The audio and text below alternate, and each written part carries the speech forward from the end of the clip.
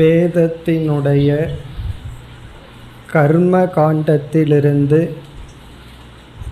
இறுதியாக நமக்கு கிடைக்கின்ற பலன் புண்ணியம். இரண்டாவது பலன் சித்த சுத்தி. ஆரம்பத்தில் புண்ணியம் என்கின்ற பலன் முக்கியமாக காட்டப்பட்டு நம்மை அறியாமல் நமக்கு கிடைக்கின்ற பலன் சித்த சுத்தி. ஆகவே கர்மகாண்ட நமக்கு முக்கியமாக சித்த சுத்தியை தான் தர விரும்புகின்றது. ஆனால் ஆரம்பத்தில் சித்த சுத்தி வேண்டும் என்று கேட்கும் அளவு நமக்கு சித்த சுத்தி இல்லை. பகவானிடம் சென்று எனக்கு மன தூய்மை வேண்டும் என்று பிரார்த்தனை செய்ய வேண்டும் என்றால் அதற்கு சிறிதளவாவது மன தூய்மை இருக்க வேண்டும். அதற்கே மன தூய்மை இல்லை என்ற நிலையில் நாம் காமியமாக கர்மகாண்டத்தை நாடி பிறகு தர்ம அனுஷ்டானத்தின் மூலம் சித்த சுத்தியை இறுதியாக அடைகின்றோம். பிறகு ஞான காண்டத்திற்குள் வந்தால் ஞான காண்டத்தில் முக்கிய கருத்து 2 என்று பார்த்தோம். ஒன்று, ஜீவனுக்கும் அந்த ஈஸ்வரனுக்கும் உள்ள சம்பந்தம். ஜீவன் ஈஸ்வரன் அல்லது பிரம்மன் இருவருக்குள்ள சம்பந்தம். இரண்டாவது, ஜெகத்தை பற்றிய கருத்து. ஜீவ ஈஸ்வர சம்பந்தம். உடலினுடைய அடிப்படையில் ஈஸ்வரன் படைப்பவர், நாம் படைக்கப்பட்டவர். பிறகு உடலுக்கு சாட்சியாக இருக்கின்ற ஆத்மாவின் அடிப்படையில் ஜீவனும் ஈஸ்வரனும் ஒன்று என்று ஐக்கிய ஞானம். இந்த உலகத்தை பற்றி வரும்பொழுது சாஸ்திரம் நமக்கு இந்த உலகம் மித்யா என்ற ஒரு ஞானத்தை கொடுக்கின்றது. சென்ற வகுப்பில் பார்த்தோம். அந்த ஞானமும் நமக்கு படிப்படியாக கிடைக்கும். முதல்ல அனித்தியம், நிலையற்றதுன்னு சொல்லுவோம். பிறகு அசாரம் என்று உணர்வோம். இப்படி படிப்படியாக இறுதியாக இந்த உலகம் வெறும் காட்சி பொருள், அனுபவத்திற்கு இருக்கின்றது. ஆனால் விசாரம் செய்து பார்த்தால் இந்த உலகம் தனியாக இல்லை. ஆகவே நமக்கு முழு வேதத்திலிருந்து கிடைக்கின்ற இறுதி சாராம்சம் அத்வைதம் பிரம்ம. இரண்டற்ற பிரம்மந்தான் நமக்கு வேதத்திலிருந்து கிடைக்கின்ற இறுதி ஞானம். கர்மகாண்டம் ஞான காண்டம் என்று நாம் பிரித்தாலும் இந்த இரண்டுக்கும் பிரிக்க முடியாத சம்பந்தம் இருக்கின்றது. கர்மகாண்டம் ஒரு படியாக, ஞான காண்டம் இனி ஒரு படியாக இருக்கின்றது. கர்மகாண்டம் ஞான காண்டத்திற்கு உதவி செய்யும் படியாக இருக்கின்றது. ஆகவேதான் நாம் முழு வேதத்தை ஒரு சாஸ்திரம் என்று சொல்கின்றோம். இனி ஞான காண்டத்தில் இறுதி பகுதியில் அமைந்துள்ள பகுதிகளை நாம் உபனிஷத் என்று சொல்கின்றோம். ஒவ்வொரு வேதத்திலும் இறுதி பகுதியில் அமைந்துள்ளதைத்தான் உபனிஷத்துக்கள் என்று சொல்கின்றோம். உபனிஷத் என்ற சொல்லுக்கு நாம் ஒவ்வொரு உபனிஷத்தை பார்க்கும் பொழுதும் ஒவ்வொரு விதத்தில் பொருள் பார்ப்பது வழக்கம். முண்டகோபனிஷத்தை நம்ம படிக்கும் பொழுது உபனிஷத்துங்கிற சொல்லுக்கு நாம் ஒரு விதத்தில் பொருள் பார்த்தோம். அதாவது உப நீ ஷத் என்று 3ஆக பிரித்து, உப என்பதற்கு பல பொருள்கள், நீ என்ற சொல்லுக்கும் பல பொருள் உண்டு, ஷத் என்ற சொல்லுக்கு 3 பொருள்கள் உண்டு. அதில் நம்ம விதவிதமான காம்பினேஷனில் ஒவ்வொரு உபனிஷத் பார்க்கும் பொழுது ஒவ்வொரு விதமாக பொருள் பார்ப்பது வழக்கம். ஆனால் எந்த விதத்தில் பொருள்படுத்தினாலும் இறுதியில் நமக்கு கிடைக்கின்ற பொருள் ஆத்ம ஞானம், பிரம்ம வித்யா. உபனிஷத்துங்கிறதனுடைய இறுதி பொருள் பிரம்ம வித்யா. இனி ஒரு பொருளும் உண்டு, பிரம்ம வித்யாவுக்கு சாதனம் என்றும் பொருள் உண்டு. பிரம்ம வித்யாவை கொடுக்கும் ஞானம் என்றும் சாதனம் என்றும், அல்லது பிரம்ம வித்யா என்பதும் பொருள். எப்படி அந்த பொருள் வருகிறது என்பதைத்தான் நாம் விதவிதமாக பார்ப்போம். ஒவ்வொரு உபனிஷத் பார்க்கும் பொழுது உபனிஷத்திற்கு விதவிதமான பொருள் பார்ப்போம் என்றால் உபனிஷத்துங்கிற சொல்லுக்கு பல அர்த்தம் இருக்கும் என்பது பொருள் அல்ல. உபனிஷத்துங்கிறதுக்கு ஒரு முக்கிய ஞானம் பிரம்ம வித்யா, அழியாத பிரம்மத்தை பற்றிய ஞானம். பிறகு உபநிஷத் என்ற சொற்கள் எல்லாம் எப்படி அந்த பொருளை கொடுக்கின்றது என்பதை விளக்குகின்றது.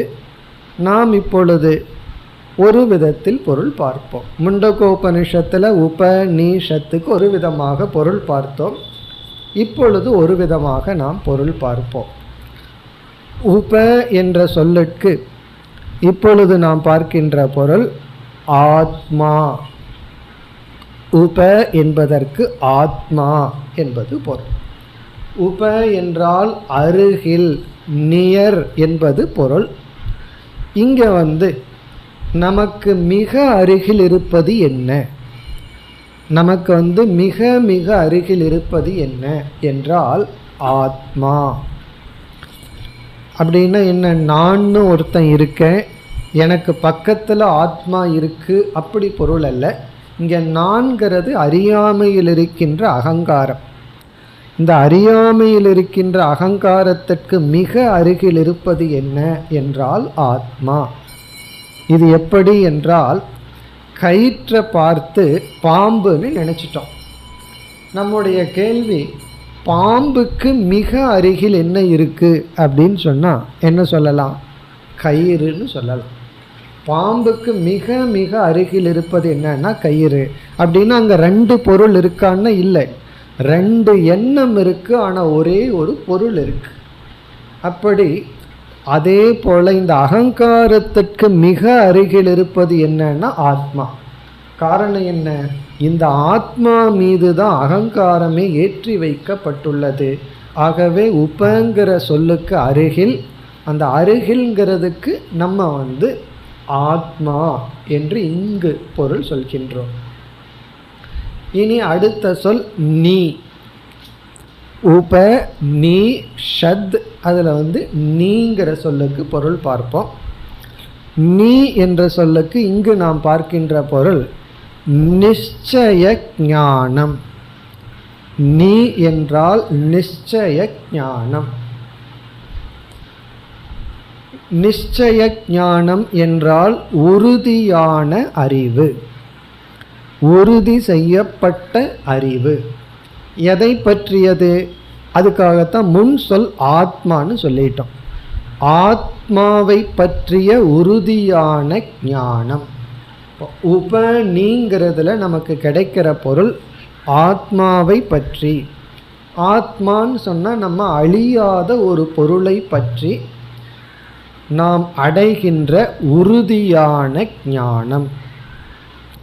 இது உப நீ அப்படிங்கிற சொல்லிலிருந்து கிடைச்சாச்சு. ஏன்னா நீங்கிற சொல்லுக்கு பல பொருள் கொடுக்கலாம். கீழே அமர்ந்துன்னு ஒரு பொருள் கொடுக்கலாம். உபங்கிற சொல்லுக்கு குரு அருகில் சென்றுன்னு பொருள் கொடுக்கலாம். விதவிதமான பொருள் கொடுக்கலாம். ஆனால் இந்த இடத்துல நாம் இப்போ பார்ப்பது உபனா ஆத்மா, நீனா உறுதியான ஞானம், ஆத்மாவை பற்றிய உறுதியான ஞானம். இனி ஷத் என்ற சொல்லுக்கு பல பொருள் இருக்கு, 3 பொருள். அதில் நாம் இப்பொழுது எடுத்துக்கொள்கின்ற பொருள் நாசத்தை செய்வது. நாசத்தை செய்வது, நாசகக. இதனுடைய பொருள் உறுதியான ஆத்ம ஞானத்தின் மூலம் சம்சாரமானது நாசம் அடைகின்றது. இங்கே நாசத்தை செய்கின்றதுங்கிற இடத்துல எது நாசத்தை அடைகிறதுங்கிறத சப்ளை பண்ணணும். அது சம்சாரம் அல்லது துயரம். நம்முடைய மன துயரம் அல்லது சம்சாரமானது நாசம் ஆகின்றது. இப்போ ஷத் என்றால் அழிப்பவன். யார் அழிப்பவன்னா இந்த ஞானம் அழிப்பவனாக செயல்படுகின்றது. எந்த ஞானம்? ஆத்மாவை பற்றி. ஆத்மாங்கிற இடத்துல பிரம்மங்கிற வார்த்தையும் போடலாம். பிரம்மத்தை பற்றி அல்லது ஆத்மாவை பற்றிய நிச்சய ஞானமானது துயரத்தை நாசம் செய்கின்றது. இதுதான் உபநிஷத் என்று பிரித்தால் நமக்கு கிடைக்கின்ற பொருள். இப்போ ஆத்மாவை பற்றிய உறுதியான ஞானத்தினால் துயரமானது அழிகின்றது. எல்லாம் மொத்தமாக சேர்த்து பார்த்தா உபனிஷத் என்றால் பிரம்ம வித்யா அல்லது ஆத்ம வித்யா. இனி நாம் அடுத்த உபனிஷத்தில் உபங்கிறதுக்கு வேறொரு பொருள், நீங்கிறதுக்கு ஒரு வேறு பொருள், ஷத்துங்கிறதுக்கு இனி ஒரு பொருளை பார்ப்போம். ஆனால் இறுதியாக கிடைக்கிறது இதே பொருள் தான், பிரம்ம வித்யா. ஆனால் இந்த பிரம்ம வித்யா எதை பற்றியது, எப்படி பற்றியது, அதாவது நிச்சயமாக அடையப்பட வேண்டும், பிறகு சம்சாரத்தை அழிக்கக்கூடியது, இதெல்லாம் உபநிஷத்துங்கிற சொல்லிலிருந்து நமக்கு கிடைக்கிறது. இனி நாம் எடுத்துக்கொண்ட உபனிஷத் என்னவென்றால் கேன உபனிஷத். அதை சேர்ந்து படிக்கும்போது கேனோபனிஷத் என்று சொல்கின்றோம். இந்த உபனிஷத்துக்கு இப்படி பெயர் வர காரணம், இந்த உபனிஷத்தானது கேன என்ற சொல்லின் மூலமாக துவங்குகின்றது. இப்போ கேனேஷிதம் அப்படின்னு ஆரம்பம் ஆவதனால, கேன என்று ஆரம்பிப்பதனால் இந்த உபனிஷத்துக்கு கேனோபனிஷத்துன்னு பெயர். வேறு விசேஷம் கிடையாது. கேனன்னு ஆரம்பிக்கிறதுனால கேனோபனிஷத்துன்னு பெயர் விட்டது. இந்த உபனிஷத் சாமவேதத்தை சார்ந்தது. சாமவேதத்தை சார்ந்தது இந்த உபனிஷத். இந்த உபனிஷத் 35 மந்திரங்கள் கொண்டது. சிறிய உபனிஷத்து தான், 35 மந்திரங்கள். இந்த 35 மந்திரங்களை கொண்ட இந்த உபனிஷத் 4 செக்ஷன், 4 பகுதிகளாக பிரிக்கப்பட்டுள்ளது. அந்த பகுதிகளை கண்டம் என்று சொல்கின்றோம். 4 செக்ஷன், 4 பகுதிகளாக பிரிக்கப்பட்டுள்ளது. இதில் நம்ம பார்த்தோம்னா முதல் 2 பகுதி, முதல் 2 செக்ஷன், அதில் தான் ஆத்ம வித்யா வருகின்றது. மற்ற உபனிஷத்துல எல்லாம் கொஞ்சம் ஒரு கதை மாதிரி போகலாம், ஏதாவது ஆத்ம ஞானம் வரும். ஆனால் இந்த உபனிஷத் அப்படி அல்ல. எடுத்த உடனே கேள்வி, அடுத்த மந்திரத்திலேயே பதில். ஆகவே அனைத்து 2 மந்திரத்தில் முடிவடைகிறது. ஃபஸ்ட்டு மந்திரமே கேள்வி, அடுத்த மந்திரத்தில் பதில். அதோட உபனிஷத்து உண்மையிலேயே முடிஞ்சாச்சு. பிறகு அடுத்த செக்ஷன் வரைக்கும் அதே பதிலானது சற்று விளக்கமாக வருகின்றது. கடைசி 2 செக்ஷன் மிக சுலபமானது. ஒரு கதை வருகின்றது, அதை தொடர்ந்து சில உபாசனை, சில பண்புகள், அதுதான் நமக்கு வருகின்றது. கடைசி பகுதியில் அந்த கதையிலிருந்து சில பண்புகள், சில வேல்யூஸ் எல்லாம் நமக்கு கிடைக்க போகிறது. ஆனால் முதல் 2 செக்ஷனில் எல்லா விஷயங்களும் மிக சுருக்கமாக முடிவடைந்து விடுகிறது. அதனால தான் இந்த உபனிஷத்தை எடுத்த உடனே எடுத்தால் கொஞ்சம் கஷ்டமாக இருக்கும். முண்டகோபனிஷத்தில் பல கருத்துக்கள் விஸ்தாரமாக வருது. ஆனால் கேனோபனிஷத்தில் அப்படி இல்லை, மிக சுருக்கமாக கேள்வி, மிக சுருக்கமான பதில். ஆனால் நம்ம புரிஞ்சுக்கிறதுக்காக சற்று விளக்கமாக அந்த பதிலையெல்லாம் நாம் பார்க்கலாம். இப்போ இந்த உபனிஷத் தவளகார ஷாக்கா அப்படின்னு ஒரு ஷாக்கான்னு ஒரு பெரிய பிரான்ச், ஒரு பெரிய பிரான்ச் தவளகார ஷாக்கா அப்படின்னு இருக்கு எங்கு? சாமவேதத்தில். அதில் 9வது அத்தியாயமாக இந்த உபனிஷத் வருகின்றது. முதல் 8 அத்தியாயத்தில் கர்மத்தை பற்றி, உபாசனை பற்றி எல்லாம் பேசி, இந்த தவளகார ஷாக்கா அப்படிங்கிற ஒரு ஷாக்கையில் 9வது அத்தியாயமாக இந்த உபனிஷத் வந்துள்ளது. ஒவ்வொரு வேதத்திலும் இறுதி பகுதியில் பல உபனிஷத்துக்கள் இருக்கின்றன. அப்படி சாமவேதத்தில் உள்ள அனைத்து உபனிஷத்துக்களுக்கும் ஒரு சாந்தி பாடம். இப்போ சாந்தி பாடத்தை பார்த்துட்டோம் அப்படின்னாவே நம்ம கண்டுபிடிச்சிடலாம் இந்த உபனிஷத் எந்த வேதத்தை சார்ந்தது என்று. இவ்விதம் சாமவேதத்திற்குரிய, சாமவேதத்தில் வருகின்ற அனைத்து உபனிஷத்துக்களுக்கும் உரிய சாந்தி பாடம் இந்த உபனிஷத்தினுடைய ஆரம்பத்தில் இருக்கின்றது.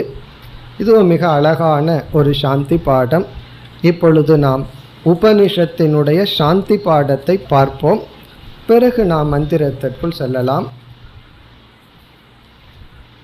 ஆப்யாயந்து மமாங்கானி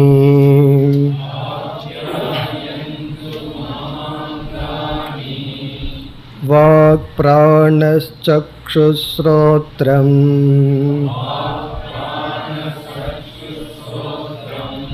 அதோ பலமிந்திரியாணி ச சர்வாணி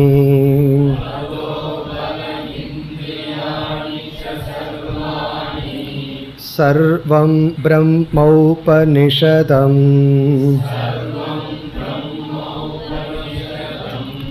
மாஹம் பிரம்ம நிராகுர்யாம்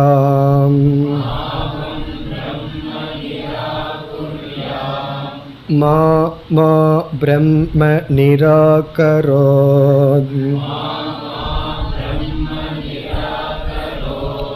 அநிராகரணமஸ்து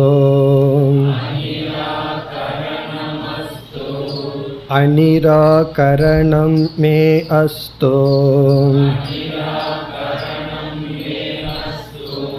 ததாத்மனி நிரதே ய உபனிஷத்சு தர்மாஹ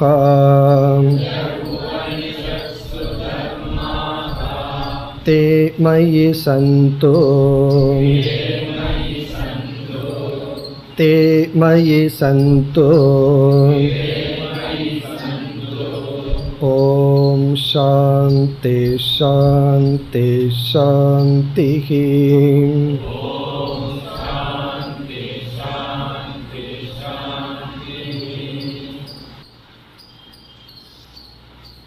சாமவேதத்தை சார்ந்த அனைத்து உபனிஷத்துக்களுக்கும் இதுதான் சாந்தி பாடம். இந்த சாந்தி மந்திரத்தில் என்னென்ன பிரார்த்தனை செய்யப்படுகிறது, வேண்டப்படுகிறது என்று பார்ப்போம். முதல் பகுதியில் ஷரீர இந்திரிய சக்தி, ஷரீர இந்திரிய ஆரோக்கியம், நம்முடைய ஸ்தூல சரீரத்தினுடைய இந்திரியங்களினுடைய சக்தியும் ஆரோக்கியமும் முதலில் வேண்டப்படுகின்றது. அடுத்த பகுதியில் ஸ்ரத்தா, ஸ்ரத்தை என்கின்ற உணர்வு, பாவனை வேண்டப்படுகிறது. அதாவது ஸ்ரத்தை எனக்கு வேண்டும் என்று வேண்டப்படுகிறது. மூன்றாவது ஈஸ்வர அனுக்கிரகம், இறைவனுடைய அருள் வேண்டப்படுகிறது. ஈஸ்வர அனுக்கிரகம். நான்காவது தகுதிகள், அதிகாரித்துவம். உபனிஷத்தை படிக்கும் பொழுது என்னென்ன தகுதிகள் இருந்தால் உபனிஷத் நமக்கு ஞானமாக மனதில் மாறும். இல்லைன்னா இது வெறும் சப்தமாக மட்டும் மனதில் இருக்கும். அப்படி சப்தமாக இல்லாமல் அறிவாக மாற என்னென்ன தகுதிகள் வேண்டுமோ அந்த தகுதிகள் கேட்கப்படுகின்றது. இந்த நான்கும் தான் முக்கியமாக பிரார்த்தனை செய்யப்படுகிறது.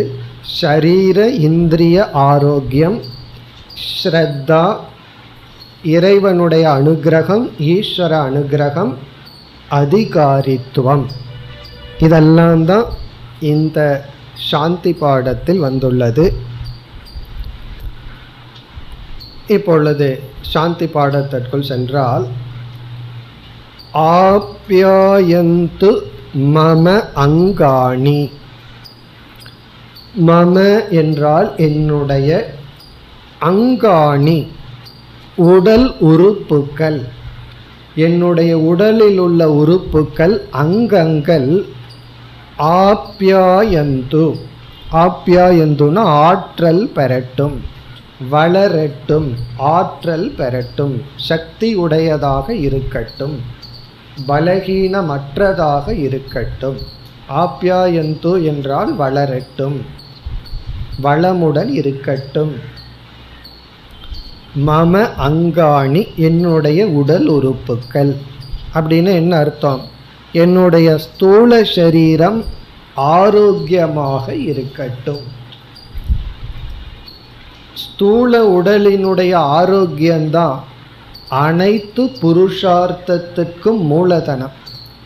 நாம் இன்பத்தை அடையிறதா இருந்தாலும் சரி, தர்மத்தை அடைய வேண்டுமானாலும் சரி, மோட்சத்தை அடைய வேண்டுமானாலும் சரி, மூலதனமாக கேபிட்டல்னு சொல்கிறோமே இருப்பது நம்முடைய ஆரோக்கியம். இந்த ஆரோக்கியத்தை இழப்பதற்கு முன் ஆரோக்கியத்தினுடைய மகிமையை உணர வேண்டும்.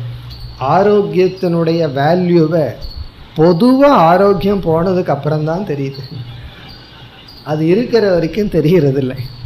ஆகவே நம்ம முதல்ல என்ன உணரணும் அப்படின்னா, அது இருக்கும் பொழுதே அதனுடைய வேல்யூவை உணரணும். அதுதான் உண்மையான இன்டெலிஜென்ஸ். ஒன்று இருக்கும் பொழுதே அதனுடைய வேல்யூவை உணரணும். சில பெற்றோர் போய் சேர்ந்ததுக்கப்புறம் உணர்வார்கள். இருக்கும்போது நான் அவங்களுக்கு அவ்வளவு தொல்லை கொடுத்தனே, என்னை எவ்வளவு நல்லா வளர்த்தி இருந்தார்கள்னு சொல்லி போனதுக்கப்புறம் தான் உணர்வார்கள். அதுக்கப்புறம் விதவிதமாக படைச்சி வைக்கிறது. அவங்களுக்கு உணவு இருக்கும்போது ஒழுங்காக ஒன்றும் கொடுக்கறது இல்லை. அப்படி இல்லாமல் ஒன்றை இருக்கும் பொழுதே அதனுடைய வேல்யூவை உணரும் பொழுது அதிலிருந்து எவ்வளவு பலனை அடைய முடியுமோ அவ்வளவு பலனை நம்ம அடைவோம். ஆரோக்கியம் இருக்கும் பொழுதே ஆரோக்கியத்தினுடைய வேல்யூ தெரிஞ்சிட்டா நம்மை அறியாமல் உணவு கட்டுப்பாடுங்கிற ஒரு தவத்தை பண்ணிடுவோம். ஏன்னா உணவு கட்டுப்பாடுங்கிற தவம் செய்யணும்னா ஆரோக்கியத்தினுடைய வேல்யூவை நம்ம உணரணும். அப்படி இங்கு அது பிரார்த்தனை செய்யப்படுகிறது. இப்படி சிஷ்யன் இதை பிரார்த்தனை செய்கின்றான்னா இதனுடைய வேல்யூவை உணர்ந்ததுனால தான் பிரார்த்தனை செய்கின்றான். உன்னை போய் பகவானிடம் வேணும்னு கேட்குறோம் அப்படின்னா எதை கேட்போம்? எதை நம்ம மதிக்கிறோமோ, எது நமக்கு வேல்யூவாக புத்தியில் இருக்கோ அதைத்தான் கேட்போம். எதை நம்ம மதிக்கலையோ, அது ஒரு பொருட்டாக இல்லையோ, அதை போய் பகவான்கிட்ட கேட்க மாட்டோம். ஆகவே இங்கு கேட்கப்படுவது மம அங்காணி, என்னுடைய உடல் உறுப்புக்கள் ஆப்யாயந்து வளரட்டும், ஆரோக்கியமாக இருக்கட்டும், ஆற்றல் பெறட்டும்.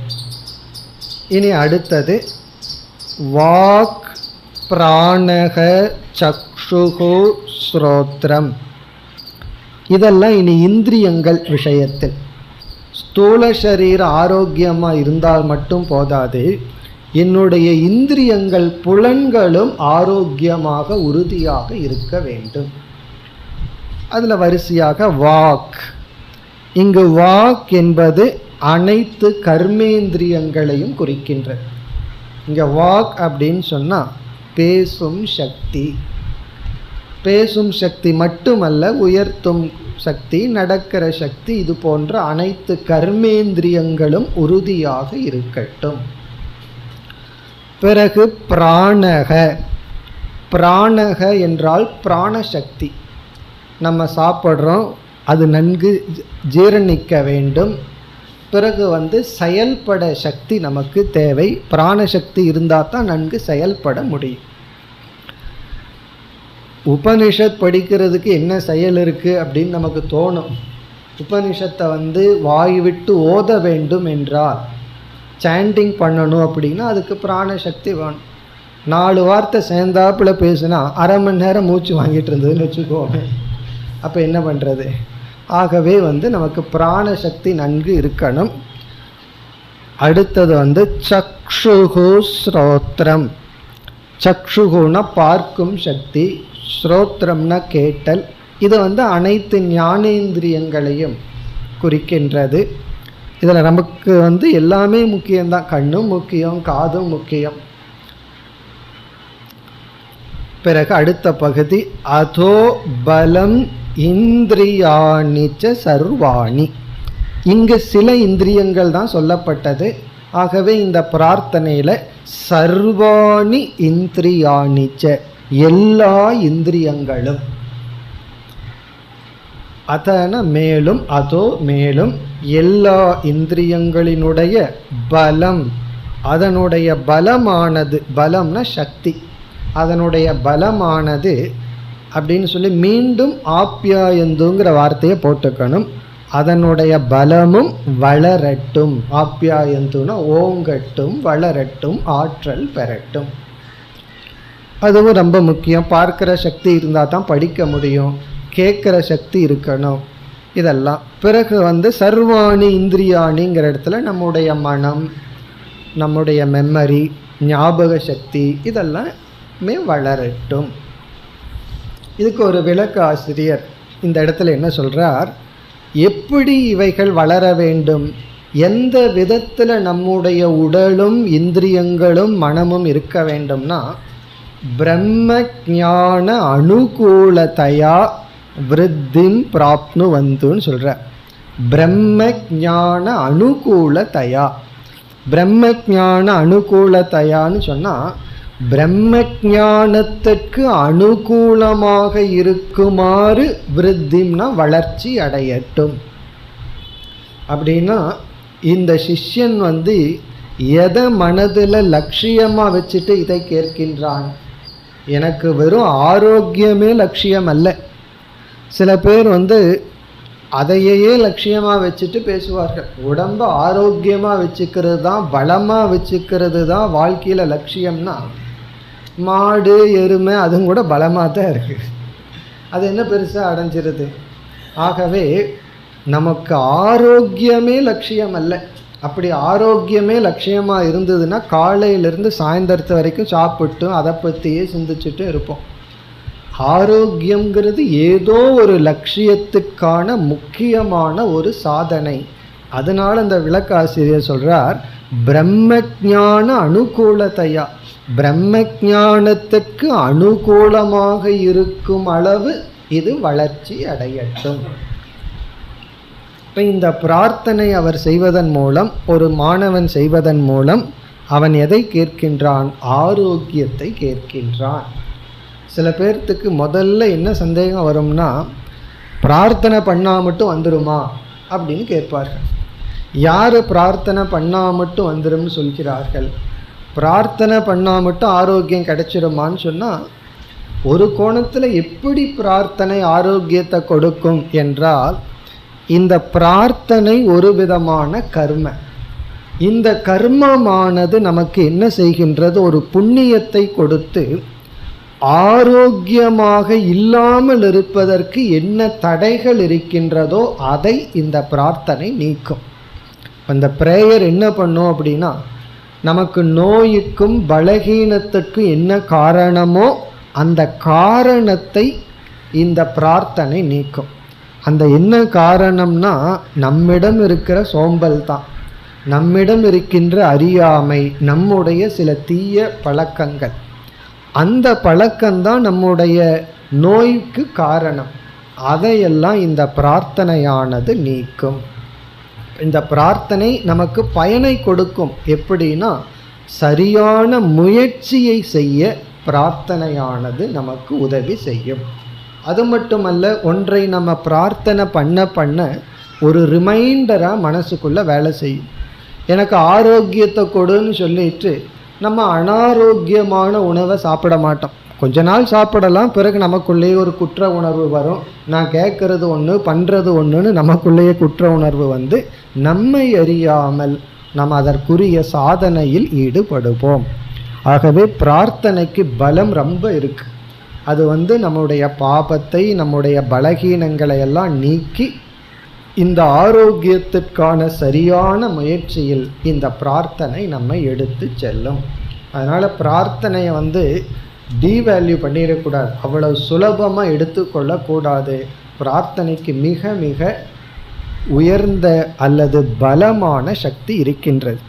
இப்போ எப்பொழுதெல்லாம் நம்ம உணவுலையும் பழக்க வழக்கங்களையும் கவனம் இல்லாமல் இருக்கிறோமோ அப்போ இந்த வரி நம்ம பிரார்த்தனையை செய்ய வேண்டும். ஆப்யாயந்து மமாங்காணி வாக் பிராணஸ் சக்ஷு ஸ்ரோத்ரம் அதோபலமிந்திரியாணிச்ச சர்வாணி. இது சாமவேதமாக இருக்கிறதுனால இதை சேன் பண்ணும்போது இங்கே ஃபுல் ஸ்டாப்பே கிடையாது. நம்ம முதல்ல பிரித்து படித்தோம், இனிமேல் படிக்கும்போது சேர்ந்து படிக்க வேண்டும். எதுவரை? சர்வாணி இந்திரியாணி, இந்திரியாணிச்ச சர்வாணிங்கிற வரைக்கும் ஒரே மூச்சில் படிக்க வேண்டிய வாக்கியம். இனி அடுத்ததற்கு செல்வோம்.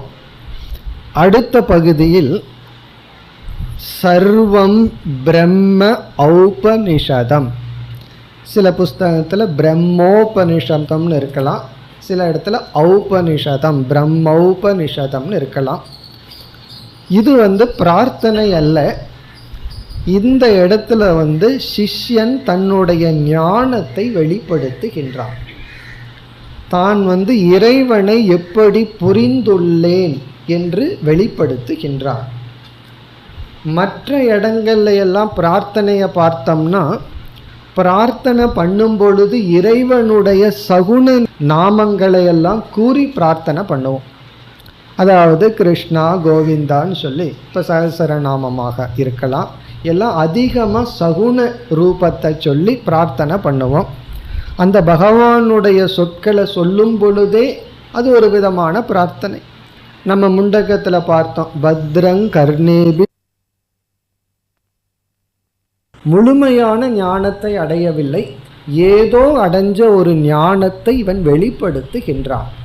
இப்படி வெளிப்படுத்துவது, இப்படி இறைவன் இருக்கின்றான், அந்த இறைவனிடம் நான் பிரார்த்தனை செய்கின்றேன். இப்போ இவனுடைய ஞானம் என்ன? சர்வம் பிரம்ம ஔபனிஷதம். சர்வம் என்றால் இந்த உலகத்தில் இருக்கின்ற அனைத்து பொருள்களும், இந்த உலகத்தில் இருக்கின்ற அனைத்து பொருள்களும் சர்வம். பிரம்ம, பிரம்மனாகவே இருக்கின்றது. இதெல்லாம் கடைசியிலும் அடைய வேண்டிய ஞானம். எல்லாமே பிரம்மனா இருக்குன்னு, ஆனாலும் ஆரம்பத்தில் அவன் கேள்விப்பட்ட ஞானத்தை கூறுகின்றான். எல்லாம் சிவமயம்ங்கிற வார்த்தையை சின்ன வயசுலேயே கேட்டிருப்போம். எப்போ நமக்கு அதனோட அர்த்தம் புரிஞ்சிருக்கு? சிவமயம் சிவமயம்ங்கிற வார்த்தை. இப்போ சிவமயம்னு படிக்கிறதுக்கு முன்னாடியும் கேட்டிருப்போம், படித்து முடித்ததுக்கப்புறமும் அதே தான் புரிஞ்சுக்கும், சிவமயங்கிறது தான். அதைத்தான் இங்கு சொல்கின்றான். சர்வம் பிரம்ம, எல்லாமே இறைவன் சுரூபமாக பிரம்மன் சுரூபமாக இருப்பதாக தான் பாவிப்பதாக அவன் கூறுகின்றான். எல்லாமே இறைவனாக இருக்கு அப்படின்னு அவன் கேள்விப்பட்ட ஞானத்தை ஞாபகப்படுத்தி கொள்கின்றான்.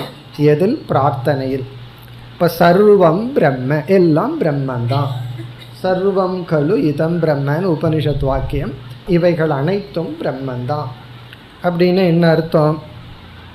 இவைகள் அனைத்தும் பிரம்மத்தினுடைய மாயையினுடைய வெளிப்பாடு.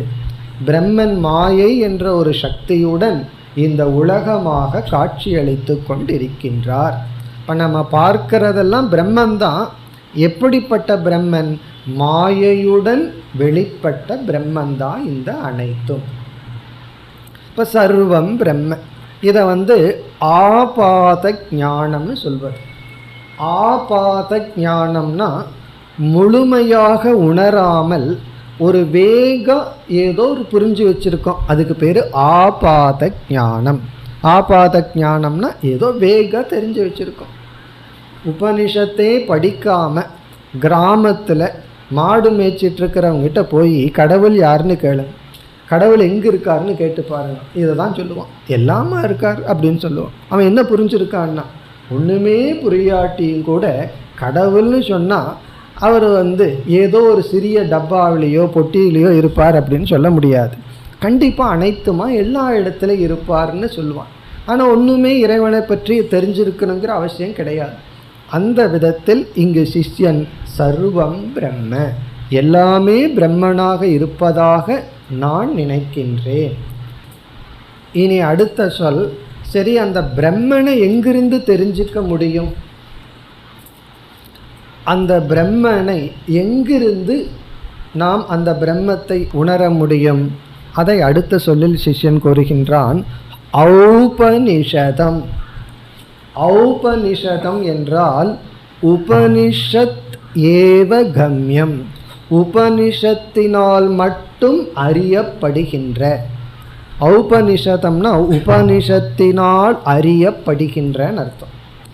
உபனிஷத்துக்குள் மறைந்திருக்கின்ற என்று பொருள். அப்போ இங்கே சிஷ்யனுக்கு என்ன ஞானம் வந்திருக்கு? உபனிஷத்தின் மூலமாக புரிந்து கொள்ளக்கூடிய பிரம்மனே அனைத்துமாக இருக்கின்றார். இந்த ஞானம் இருந்ததுனால தான் இவன் உபனிஷத்தை கேட்கின்றான். உபனிஷத்தை கேட்க வேண்டும் என்றால் பேசிக்காக நமக்கு என்ன ஞானம் இருக்கணும்? இந்த உபனிஷத்துக்குள்ளதான் நான் தேடுகின்ற அழியா பொருள் இருக்கின்றது. நான் எந்த ஒரு அழியா பொருளை அடைய விரும்புகிறேனோ அதை பற்றிய அறிவை நான் உபனிஷத்தில் தான் பெற முடியும் என்று தெரிஞ்சாதான் நாம் உபனிஷத்துக்குள்ளே கமிட் பண்ணிக்க முடியும். ஆகவே இங்கே சிஷ்யனுக்கு இந்த ஞானம் இருக்கின்றது. ஔபனிஷதம் பிரம்ம. இவன் உபனிஷத்துக்கு கொடுக்கிற லட்சணம் ஔபனிஷதம். ஔபனிஷதம்ங்கிற சொல்லுக்கு உபனிஷத்தினால் அடையப்படும் அல்லது அறியப்படும் பிரம்ம. ஔபனிஷதம்ங்கிறது பிரம்மத்திற்கு அடைமொழி, அஜெக்டிவ். எப்படிப்பட்ட பிரம்மன்? உபனிஷத் என்ற சப்த பிரமாணத்தினால் அறியப்படும் பிரம்மனே எல்லாமாக இருப்பதாக அவன் அறிந்துள்ளான், கேள்விப்பட்டுள்ளோம் என்று அவனுடைய அறிவை இப்பொழுது வெளிப்படுத்துகின்றான். இப்படி வெளிப்படுத்திட்டு அடுத்த பகுதியில் ஒரு அழகான பிரார்த்தனை. அந்த பிரார்த்தனையை பார்த்துட்டு பிறகு நான் அதனுடைய தாத்பரியத்துக்கு வருவோம். அடுத்தது என்ன கேட்கின்றான்? மாகம் பிரம்ம நிராகுர்யாம் மா பிரம்ம நிராகரோத். மாகம் அகம் பிரம்ம மா நிராகுர்யாம். அகம்னா நான், பிரம்ம நான் அந்த பிரம்மத்தை, மா நிராகுர்யாம் நான் அந்த பிரம்மத்தை நீக்காமல் இருப்பேனாக. நிராகுர்யாம்னா நீக்குதல், ஒதுக்குதல், தள்ளி விடுதல், வேண்டான்னு விட்டு விடுதல். நான் அந்த பிரம்மத்தை நீக்காமல் அல்லது மறுக்காமல் ஒதுக்கி தள்ளாமல் இருப்பேனாக. அதாவது யாராவது நம்மை அடிக்க வந்தால் அவன் அடிக்காமல் இருக்கட்டும்னு பிரார்த்தனை பண்ணலாம். இது எப்படி இருக்குன்னா, நானே என்னை அடிக்காமல் இருப்பேனாக. சில பேர் தான் கையை எடுத்து தலையில் அடிச்சுட்டு இருப்பார்கள். அப்போ அவங்க என்னென்ன பிரார்த்தனை பண்ணணும்? நானே என்னை அடிக்காமல் இருப்பேனாக. அது போல் இருக்கு. யார் கையில் சாய்ஸு? நான் என்ன வேணாலும் பண்ணலான்னு நம்ம நினைக்கிறோம். ஆனால் சிஷ்யன் உணர்றான், நானே ஹெல்ப்லெஸ்ஸாக இருக்கேன், நான் பிரம்மத்தை நீக்காமல் இருப்பேனாக, நான் பிரம்மத்தை மறுக்காமல் இருப்பேனாக. அகம் பிரம்ம மா நிராகுர்யாம் நான் பிரம்மத்தை மறுக்காமல் இருப்பேனாக. இந்த வாக்கியத்தினுடைய ஆழ்ந்த கருத்தை எப்போ உணரலாம்னா, சில பேர் ரொம்ப வருஷம் வேதாந்தம் படிச்சுட்டு கடைசியில் வேதாந்தத்துல எல்லாம் ஒன்றும் இல்லைன்னு சொல்லிட்டு போவார்கள். அப்போ தெரியும் இந்த வார்த்தையினுடைய மகிமை. 10 வருஷம் வேதாந்தம் படித்து கடைசியில் நான் 10 வருஷம் வேதாந்தம் படித்து டைமை வேஸ்ட்டு பண்ணிட்டேன்னு சொல்லுவார்கள். அப்போ தான் தெரியும் ஏன் இப்படி ஒரு பிரார்த்தனை சிஷ்யம் பண்ணியிருக்கான்னு சொல்லி. மாகம் பிரம்ம நிராகுர்யாம் நான் பிரம்மனை நீக்காமல் விளக்காமல் இருப்பேனாக. இப்போ இந்த பகுதியை தான் நம்ம ஸ்ரத்தா என்று சொன்னோம். இந்த பிரார்த்தனையில் 4ன்னு சொன்னோம். அதில் இந்த பகுதி ஸ்ரத்தையை குறிக்கின்றது. இவன் இறுதியில் என்ன கேட்குறான்? எனக்கு எப்படியோ எப்படி வந்துச்சுன்னு அவனுக்கே தெரியல, எப்படியோ எனக்கு ஒரு ஸ்ரத்தை வந்திருக்கு.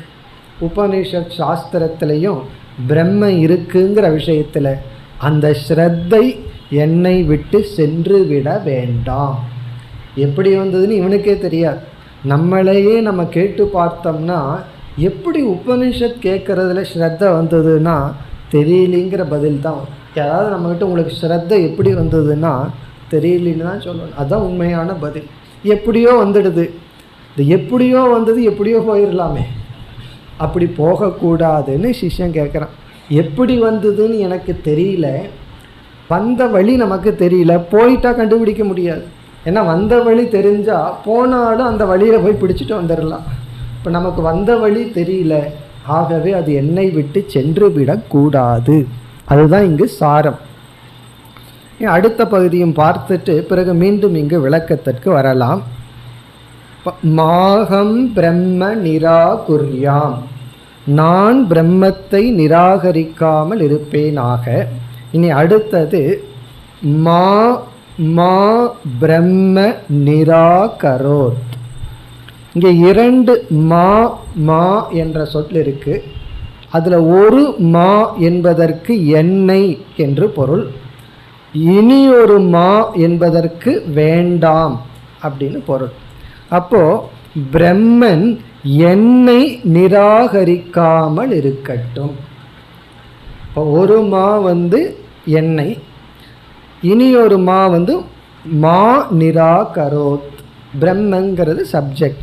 பிரம்மன் என்னை நீக்காமல் மறுக்காமல் இருக்கட்டும்.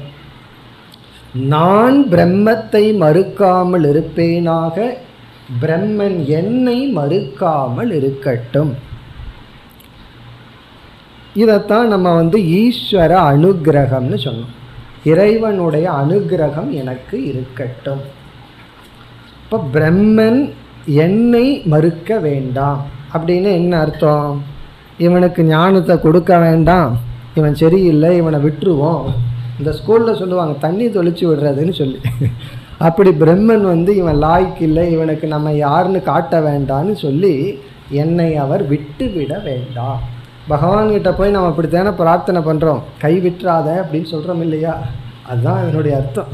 என்னை கை விட்டுறாத, கை கழுவி விட்டுறாத, அதுவும் சொல்லுவார்கள்.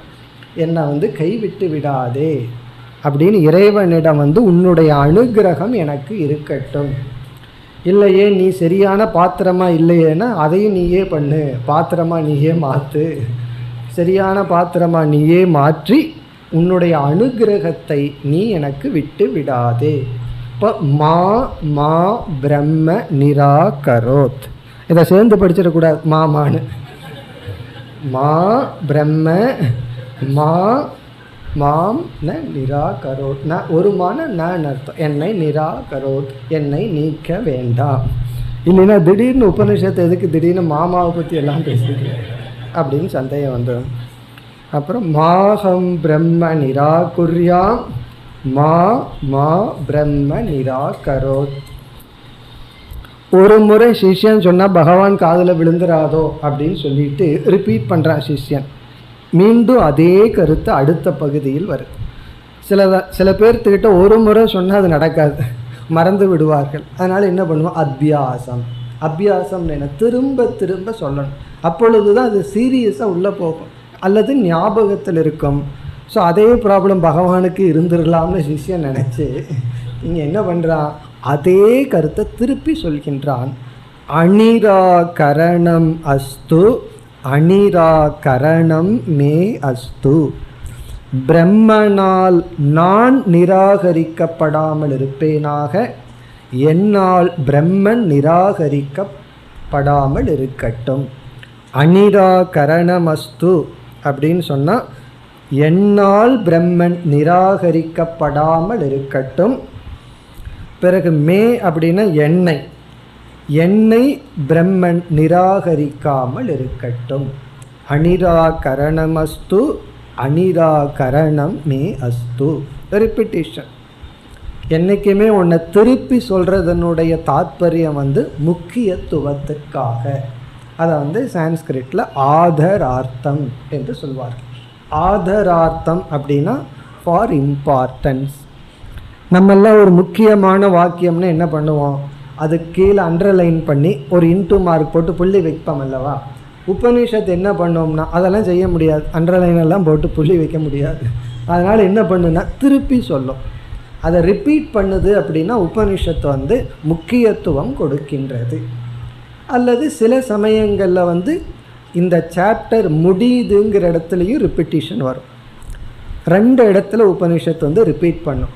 ஒன்று முக்கியமாக இருந்தால் திரும்ப சொல்லும், அல்லது அந்த பகுதி முடியுது அப்படிங்கிற இடத்துல மீண்டும் திருப்பி சொல்லி அதை முடிவுரை செய்யும். இந்த இடத்துல முடிவுரை அல்ல, முக்கியத்துவம். இப்போ அவசானார்த்தம் ஆதரார்த்தம் த்விவச்சனம்னு சொல்லுவாங்க. அவசானம்னா எண்டு, ஆதரார்த்தம்னா முக்கியத்துவம், த்விவச்சனம்னா ரிப்பீட்டிஷன். திரும்ப திரும்ப சொல்வது முடிவுரைக்காகவோ அல்லது முக்கியத்துவத்திற்காகவோ இருக்கலாம். இங்கே முக்கியத்துவத்திற்காக. இவ்விதம் மாகம் பிரம்ம நிராகுர்யாம் மாமா பிரம்ம நிராகரோத் அனிராகரணம் அஸ்து. நிராகரணம்னா நீக்குவது, அனிராகரணம்னா நீக்காமல் இருக்கட்டும். அனிராகரணம் மே அஸ்து, என்னால் பிரம்மன் நீக்கப்படாமல் இருக்கட்டும், என்னை பிரம்மன் நீக்காமல் இருக்கட்டும். இனி இதனுடைய விளக்கத்திற்கு வருவோம்.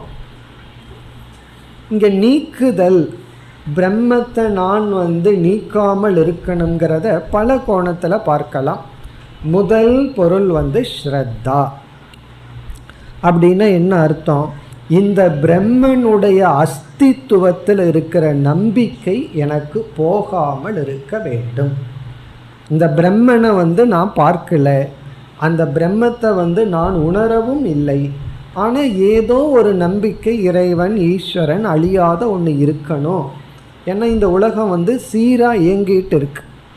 சீராக இயங்கிக் கொண்டு இருக்கிற உலகத்திற்கு ஒருவன் இயக்குபவன் ஒருத்தன் இருக்கணும் அப்படின்னு ஏதோ கொஞ்சம் லாஜிக் உள்ளே போய் ஒரு நம்பிக்கை வந்திருக்கு. இப்போ இந்த நம்பிக்கை தளர்ந்து விடக்கூடாது. இந்த நம்பிக்கை என்னை விட்டு போயிடக்கூடாது. ஏன்னா சில பேர்த்துக்கு தர்மத்தில் நம்பிக்கை இருக்கும், சத்தியத்தில் நம்பிக்கை இருக்கும். இதெல்லாம் வாழ்க்கையில் கிடைக்கிற சில கசப்பான சங்கடங்களான அனுபவத்தில் அந்த நம்பிக்கை போயிடும். காரணம் என்ன? அந்த நம்பிக்கை உறுதியாக இல்லாததுனால். அப்படி ஏதாவது ஒரு சங்கடத்தினாலேயோ காரணத்தினாலேயோ, அல்லது இந்த லாஜிக் இருக்கே, இந்த தர்க்கம் இருக்கே, அது ஒரு திருடனை போல சில சமயம் அதை நம்ம ஏமாற்றி விடும். சில பேர் ரொம்ப லாஜிக்கலாக திங்க் பண்ணி கடைசியில் ப்ராக்டிக்கலாக ஆப்போசிட் டிசிஷன் எடுப்பார்கள். இனி ஒருத்தன் மக்களாக இருப்பான், சரியான முடிவு எடுத்துகிட்டு போவான்.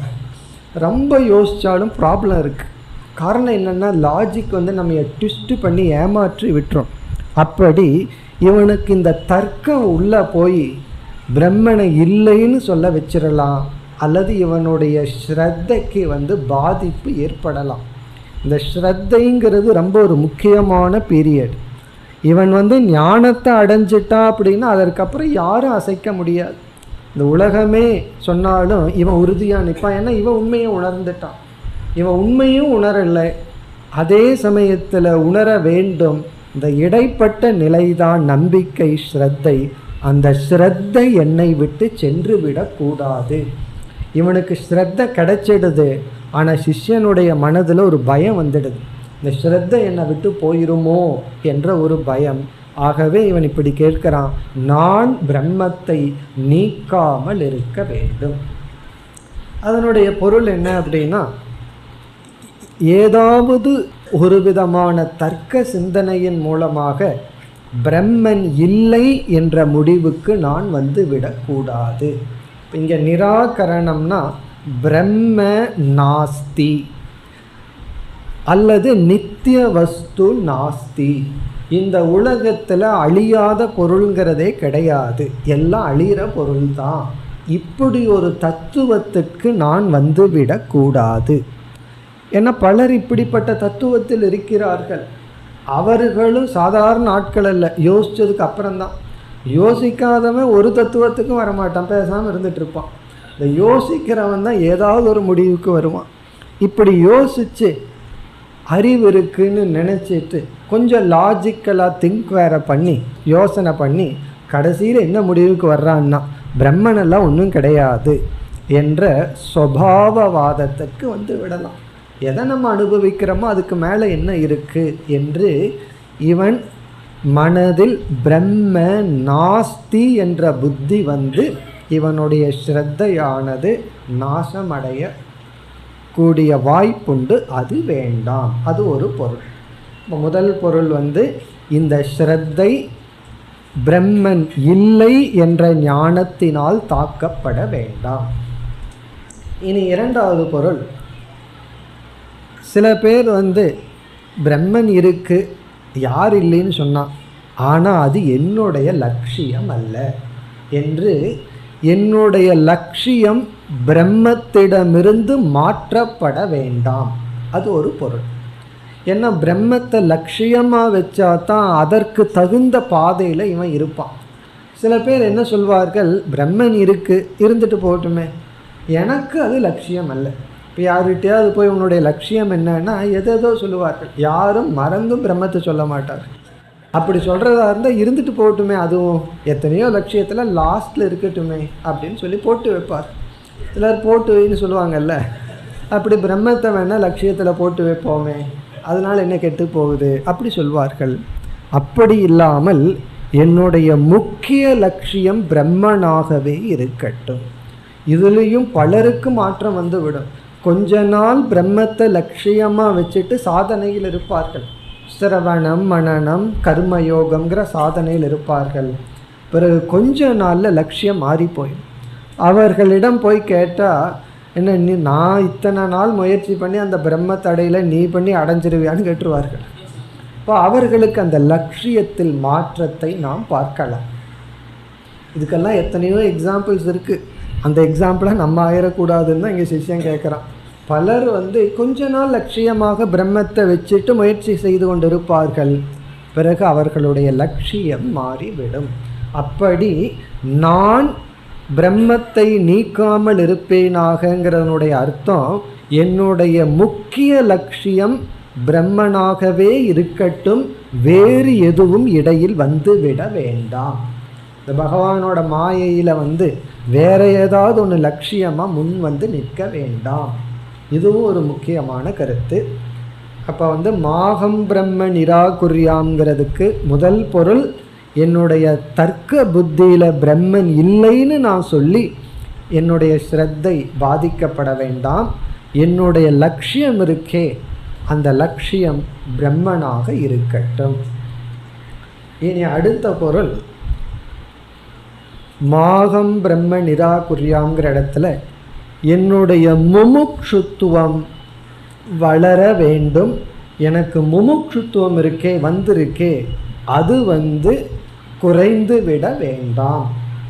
அந்த ஆர்வம், அந்த முமுட்சுத்துவம் என்னை விட்டு செல்ல வேண்டாம். என்ன சில பேர் மோட்சத்துக்கு வர்ற ஸ்பீடை பார்த்தா ஏதோ ஒரு 4 நாளில் அடைஞ்சிற மாதிரி தெரியும். பிறகு 4 நிமிஷத்தில் அதே ஸ்பீடில் திரும்பி போயிடுவார்கள். இப்போ எவ்வளவு ஸ்பீடாக சில பேர் வர்றாங்களோ போகும்போது ஸ்பீடு டபுள் ஆகிடும். அப்படி இந்த முமுட்சுத்துவம் சில பேர்த்துக்கிட்ட இருக்கிறத பார்க்குறோம். ஆனால் திடீர்னு அந்த முமுட்சுத்துவம் ஆறிவிடும், அது அடங்கிவிடும். அப்படி என்னை விட்டு முமுட்சுத்துவம் சென்று விட வேண்டாம். இதெல்லாம் தானே ஹெல்ப்லெஸ்ஸாக இருக்கேன்னு அந்த சிஷ்யன் உணர்றான். எனக்கே தெரியாமல் என்னுடைய முமுட்சுத்துவம், அந்த உள்ளே இருக்கிற பேர்னிங் தீ இருக்கே, அது அணைந்து விட வேண்டாம். எனக்கு அந்த முமுட்சுத்துவம் இருந்துகிட்டே இருக்க வேண்டும். இப்போ இங்கே மாகம் பிரம்ம நிராகுர்யாம்ங்கிற இடத்துல நான் பிரம்மத்தை நீக்க வேண்டாம்ங்கிற இடத்துல நான் பிரம்மத்தின் மீது வைத்துள்ள அந்த ஆர்வமானது குறைந்து விடக்கூடாது. எனக்கு அந்த ஆர்வம் குறையாமல் இருக்க வேண்டும். அது அப்படியே தீ போல இருக்கணும். இனி இறுதியான பொருள், உதாசீனத்துவ புத்தி வரக்கூடாது. இந்த உதாசீனம்னா இன்டிஃபரன்ஸ்னு சொல்கிறோம். அந்த வார்த்தை எல்லாருக்கும் தெரியும். எங்கிட்ட இன்டிஃபரண்ட்டாக நடந்து கொள்கிறார் அப்படின்னா கண்டு கொள்வதில்லை, எனக்கு முக்கியத்துவம் கொடுப்பதில்லை, அதுக்கு பேர் உதாசீனம். இந்த உதாசீனம் எதுலைனா மோக்ஷ மார்க்கத்தில். மோக்ஷ மார்க்கத்தில் எனக்கு உதாசீன புத்தி விடக்கூடாது. உதாசீனம்னா ஆலஸ்யம், சோம்பல், ஒரு விதமான டல்னஸ் எனக்கு விடக்கூடாது. இதெல்லாம் இந்த ஒரு சொல்லுல அடங்கி இருக்கின்ற பொருள்கள். நான் இப்போ மோக்ஷ மார்க்கத்தில் வந்துள்ளேன், எனக்கு ஒரு இன்டிஃபரன்ஸ் வந்துடக்கூடாது. சரி அப்புறம் பார்த்துக்கலாம், அந்த வார்த்தை இருக்க பிறகு பார்க்கலாம்ங்கிற வார்த்தை இதில் வந்துடக்கூடாது.